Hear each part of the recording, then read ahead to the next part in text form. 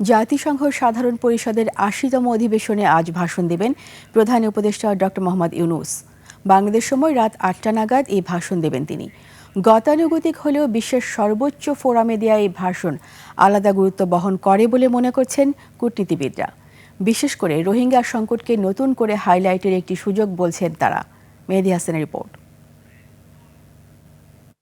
ওয়ালটন এখন দেশের সীমানা পেরিয়ে পৌঁছে গিয়েছে ৫০টিরও বেশি দেশে। ওয়ালটন, ঘরে ঘরে বিশ্বজুড়ে।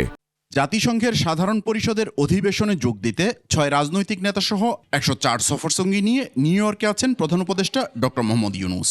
মঙ্গলবার স্থানীয় সময় সকালে সাধারণ পরিষদের এবারের অধিবেশনের উদ্বোধনী সেশনে যোগ দেন তিনি। এরপর থেকেই সেখানে কর্মব্যস্ত সময় পার করছেন তিনি।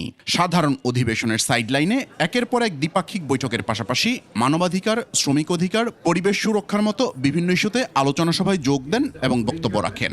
আর বৃহস্পতিবার দিনের দশম বক্তা হিসেবে সাধারণ পরিষদের অধিবেশনে ভাষণ দেবেন প্রধান উপদেষ্টা। উনি বাংলাদেশের গণতন্ত্র নিয়ে কথা বলবেন, যে বৃহৎ প্রতিবেশী রাষ্ট্র, সে অনেক সময় আমাদের ব্যাপারে একটা আপনার অপপ্রচার চালায়, তাদের মিডিয়া এবং তাদের সরকার। সেই হিসাবে সেই অপপ্রচারের প্রত্যুত্তরে ডক্টর ইউনূস যখন একটা বক্তৃতা দিবেন, আমি মনে করি যে সেটা বাংলাদেশের ভাবমূর্তি রক্ষায় অবশ্যই একটা ফলপ্রসূ হবে আর কি। ভাষণে বাংলাদেশের জুলাই অভ্যুত্থান, সংস্কার ও আসছে নির্বাচনের মতো ইস্যুগুলোতে হয়তো কথা বলবেন প্রধান উপদেষ্টা। তবে বাড়তি গুরুত্ব পাবে রোহিঙ্গা সংকট। উনি নিশ্চয়ই বাংলাদেশের রোহিঙ্গাদের যে দুর্দশা, এটা নিয়ে কথা বলবেন।